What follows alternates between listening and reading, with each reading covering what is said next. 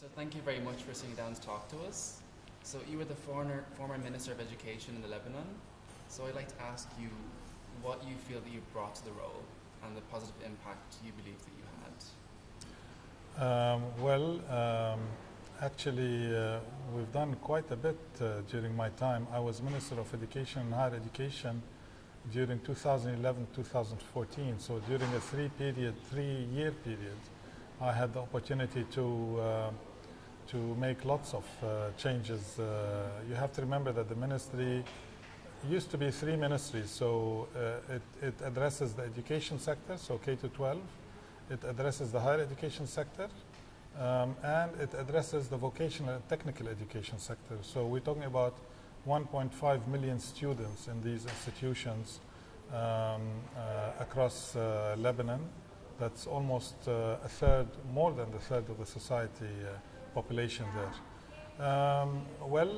In terms of achievements, of course I have a book out, and people can look at the link of the 1,000-page book that talks in detail about the achievements. But in summary, there were many achievements. For example, in the education sector, I introduced for the first time in the form of a decree approved by the cabinet, social service to high school students. So now it's compulsory. Students have to complete 60 hours in 3 years of community service.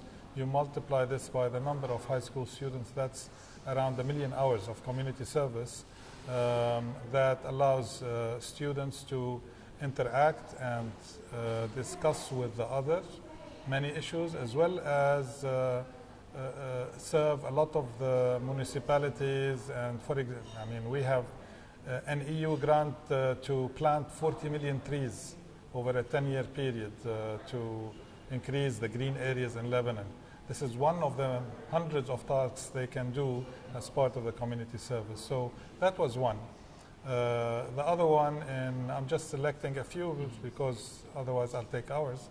In vocational and technical education, it was a sector that has been ignored for many years, and I think this sector is extremely important in many ways because it addresses the unemployment, high unemployment issue in Lebanon as well as the region.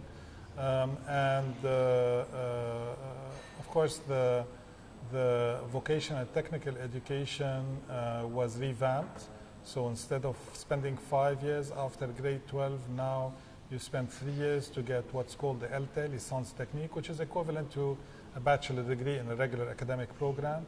We introduced thousands of new scholarships to encourage students to go into the sector. We did a lot of unification of labs and to save on the bill of laboratories for this VTE sector.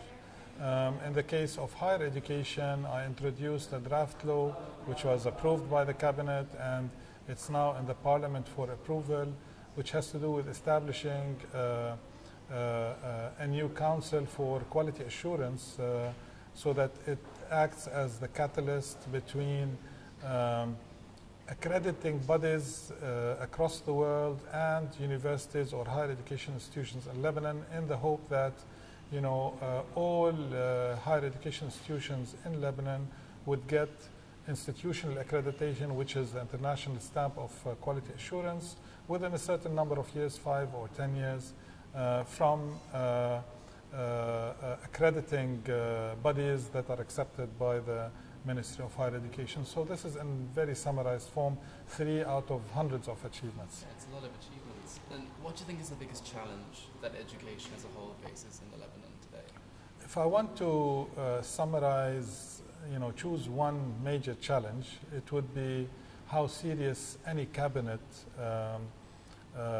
takes education and puts it as one of the main items of its strategic plan.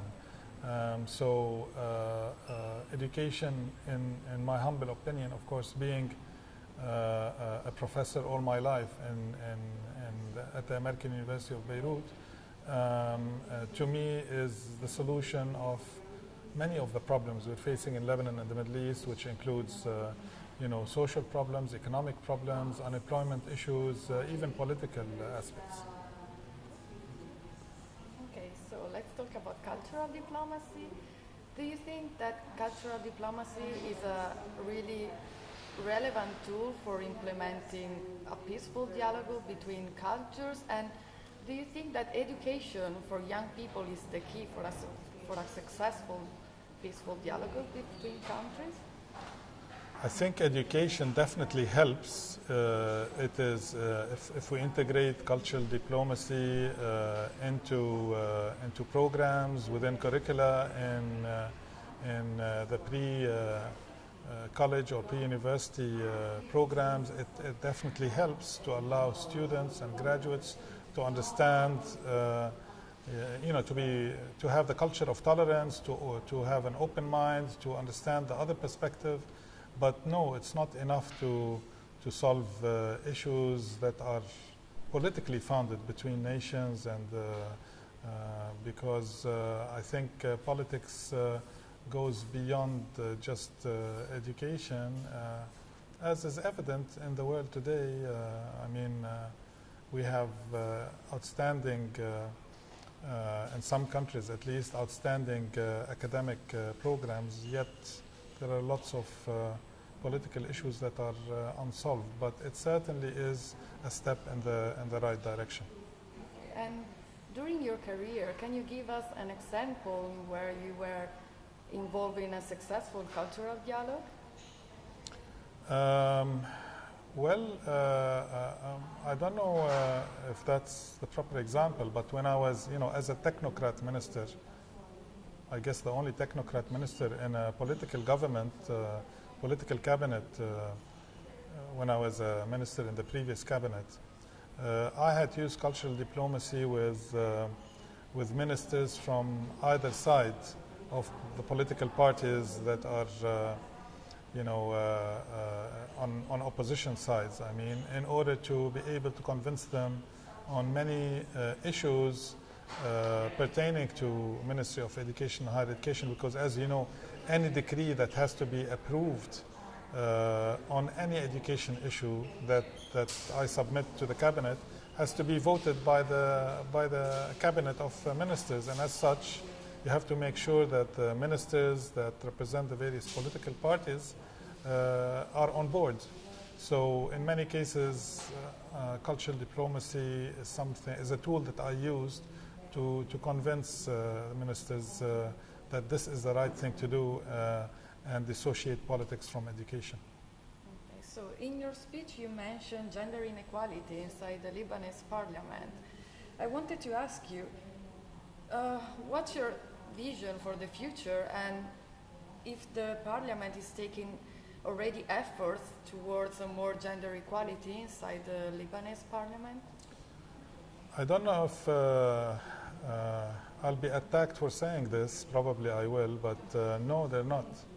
I don't think the parliament is doing enough for that. And I think for Lebanon at least, and to a large extent for the Middle East, the Arab region, the only way for women to get their fair share, so to speak, is to integrate it into the electoral law.